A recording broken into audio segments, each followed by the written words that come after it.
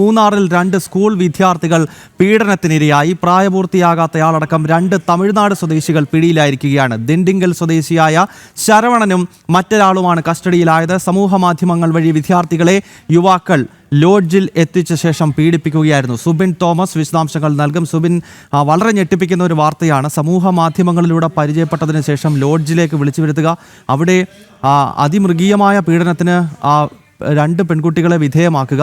ഈ പിടിയിലായവരുടെ ബാക്ക്ഗ്രൗണ്ട് എന്താണ്? തമിഴ്നാട് സ്വദേശികളാണോ? എന്താണ് പോലീസ് ഇതിൽ പറയുന്നത് സുബിൻ? തമിഴ്നാട് സ്വദേശികളാണ്. ഇൻസ്റ്റാഗ്രാം വഴിയാണ് ഇവർ ഈ ഒരു 2 പെൺകുട്ടികളുമായി പരിചയപ്പെടുന്നത്. ഈ പെൺകുട്ടികൾ മൂന്നാർ സ്വദേശികളാണ്. ഹോസ്റ്റലിൽ നിന്ന് പഠിക്കുന്ന കുട്ടികളാണ്.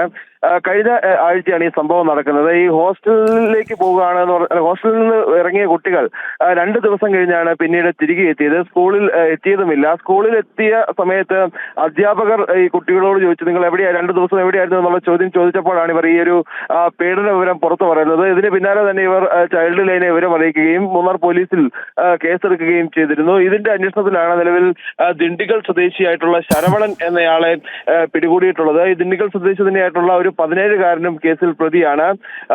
ഈ നവമാധ്യമങ്ങൾ വഴി പരിചയപ്പെട്ട ശേഷം ഇവരെ ലോഡ്ജിലേക്ക് വിളിച്ചു വരുത്തുകയായിരുന്നു. മൂന്നാറിലെ ലോഡ്ജിലേക്കാണ് വിളിച്ചു വരുത്തിയത്. 2 ദിവസം ഇവർ ഈ കുട്ടികളെ പീഡിപ്പിച്ചു എന്നുള്ളതാണ് പോലീസ് കണ്ടെത്തിയിട്ടുള്ളത്. എന്തായാലും നിലവിൽ ഈ പ്രതികളുടെ അറസ്റ്റ് പോലീസ് രേഖപ്പെടുത്തിയിട്ടുണ്ട്. ഓക്കെ, മൂന്നാറിൽ സ്കൂൾ വിദ്യാർത്ഥികൾ പീഡനത്തിനിരയായിരിക്കുകയാണ്. സമൂഹ മാധ്യമങ്ങൾ വഴി പരിചയപ്പെട്ട ശേഷം ഹോട്ടലിൽ കൊണ്ടുപോയി 2 പേർ പീഡിപ്പിക്കുകയായിരുന്നു. തമിഴ്നാട് സ്വദേശികളാണ്. ശരവണൻ എന്നയാളും മറ്റൊരാളും പിടിയിലായിരിക്കുന്നു. സുബിനാണ് വിശദാംശങ്ങൾ നൽകിയത്.